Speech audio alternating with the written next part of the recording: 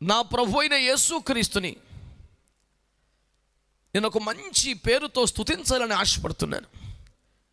దాదాపుగా ఎప్పుడు నా సందేశాల్లో, నా పాటల్లో, నా ప్రార్థనలో నా దేవుని ఆకాశానికి మించి హెచ్చించాలని తాపత్రయపడుతుంటాను. నాకు అనుమతించబడిన భాషా పరిధిలో చాలా ఉత్తమమైన పేర్లు, బిరుదులు ఆయనకి పెట్టి మురిసిపోతుంటాను. ఈ పూట అలాంటిదే ఒక మాట. నా యేసయ్య దీనత్వములో రారాజు అని ప్రకటించాలని, ప్రస్తుతించాలని ఆశపడుతున్నాను.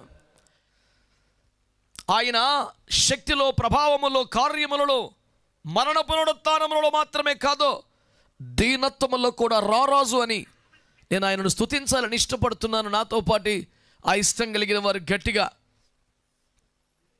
లేకపోతే ఈ ప్రపంచంలో ఎప్పుడైనా చరిత్రలో ఎవడైనా ఒక రాజుగారు అందున మేఘవాహనుడై గాలి రెక్కల మీద గమనము చేసే రేంజ్ ఉన్నవాడు ఓ గాడిదను తన వాహనంగా కోరుకుంటాడా?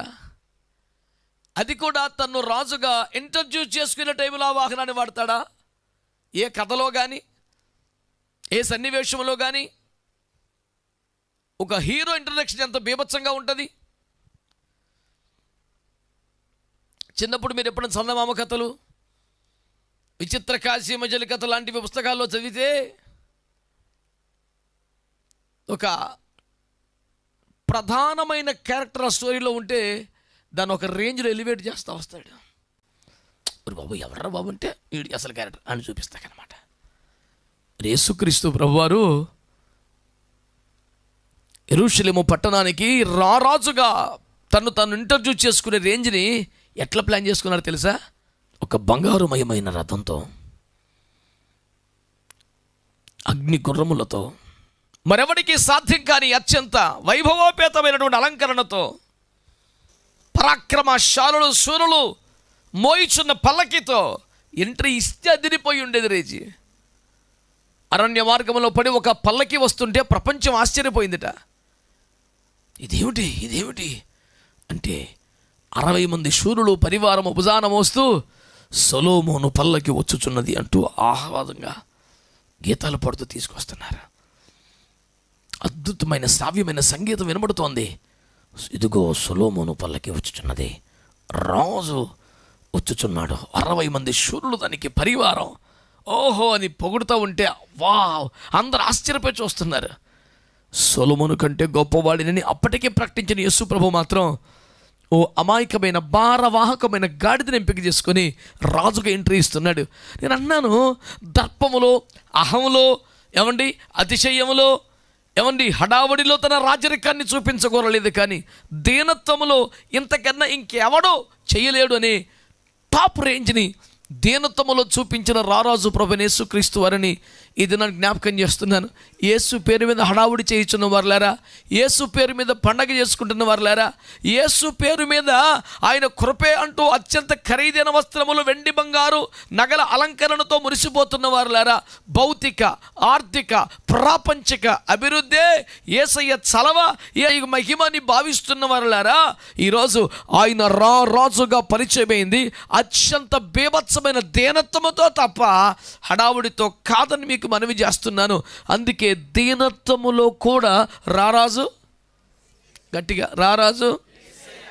కార్యాలలో ఎలాగో ఆయనే, దీనత్వంలో కూడా అంతకన్నా టాప్ ఇంకెవడు చూపించలేడు, అవకాశం లేదు.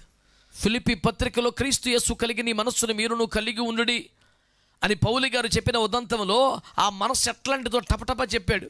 నెంబర్ 1 ఏమని చెప్పాడు తెలుసా?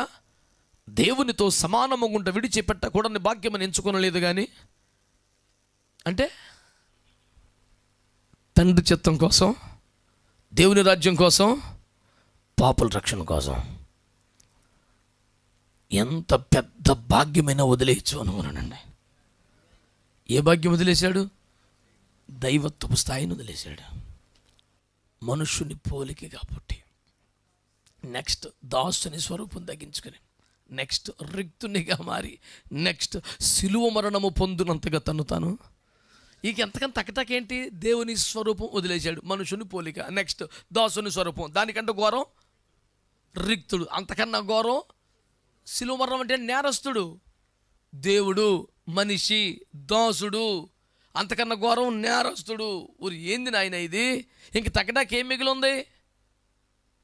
మొత్తం భూమి మీద ఉన్నటువంటి మరణాల్లో అత్యంత నీచమైన, ఘోరమైన, హేయమైన, దారుణమైన మరణంగా భావించే శిలువ మరణాన్ని ఎంపిక చేసుకున్నాడు. ఇక తగ్గటానికి అంతకన్నా ఇంకేమీ లేదు. దేవునితో సమానంగా ఉండేవాడు మనుషుల పోలికి వచ్చాడు. మనుషుల పోకు నుంచి దాసుని స్వరూపంకి వచ్చాడు. రిక్తుడిగా మారాడు. నేరస్తుడిగా ఎంచబడిన వాడై దొంగల మధ్యలో అత్యంత దారుణ మరణమైనటువంటి శిలువ మరణం ద్వారా తన విధేయతను నిరూపించాడు. ఈ రోజున నేను అంటున్నాను, దీనత్వంలో కూడా యేసుప్రభువే. ఇంక తిరుగులేదు సార్, అసలు ఇంక తిరుగులేదు. లేకపోతే ఏ రాజైనా ఎప్పుడైనా ఎక్కడైనా ఒక రాజుగా ఎంట్రీ ఇచ్చినప్పుడు గుర్రాన్ని కోరుకుంటారు, కానీ ఎవరైనా గాడిదను కోరుకుంటారా? నాకు తెలిసి మా చిన్నప్పుడు మా తెలుగు మాస్టారు ఎవరినైనా బాగా గాడిద మీద చూరగిస్తాను మీద అని కోప్పడేవాళ్ళు. ఇంకొంచెం డోసు పెంచాలంటే గుండు కొట్టి సున్నం బొట్లు పెట్టి గాడిద మీద ఊరేగిస్తాననేవాడు. ఇకంటే అంతకన్నా బేబచ్చని అవమానం లేదు అని, అవమానంలో అదే పరాకాష్ట అని. జనము అవమానముగా ఎంచుచున్న దానిని దేవుడు ఎంపిక చేసుకొని, దేవునికి స్తోత్రం కలుగునగాక. ఆయన ఏ కాలంలో పుట్టాలో, ఏ దేశంలో పుట్టాలో, ఏ పట్టణంలో పుట్టాలో, ఏ గోత్రంలో పుట్టాలో డిసైడ్ చేసి పుట్టిన ప్రపంచంలో ఎవరికైనా సాధ్యమా? మన అంత రేంజ్ ఉన్నవాడు యెరూషలేములో ఒక ఎంట్రీ ఒక రేంజ్లో ఇస్తానంటే ఎవడన్నట్టు పడతాడా? మరణం విషయంలో కూడా నా ప్రాణం ఎవడు తీయలేడు. నా అంతటి నేనే పెడుతున్నాను అనడానికి రుజువుగా 2 సార్లు గెత్సేమనలో 50 మందిని వాళ్ళు ట్రై చేసి కనబడకపోతే ఆయనే సరదాగా చమత్కారంగా సంతోషంగా ఎదురెళ్ళి, నాన్న మీరు ఎవరిని వెతుకుతున్నారంటే, మేము నా శరీరుడికి వేస్తున్నాను ఒక రేంజ్లో చెప్పటం, నేనే అని నేను కూల్గా చెప్పటం, అబ్బా అని మొత్తం 50 మంది వెనకబడిపోవటం, ఈయన ఎదరికి వెళ్ళిపోవటం, మళ్ళీ రెండోసారి సేమ్ సీను ఇంకో బ్యాచ్ వస్తే దాని అర్థం ఏమిటి? నేను అప్పగించుకుంటే తప్ప నన్ను మీరు అని ప్రూవ్ చేసి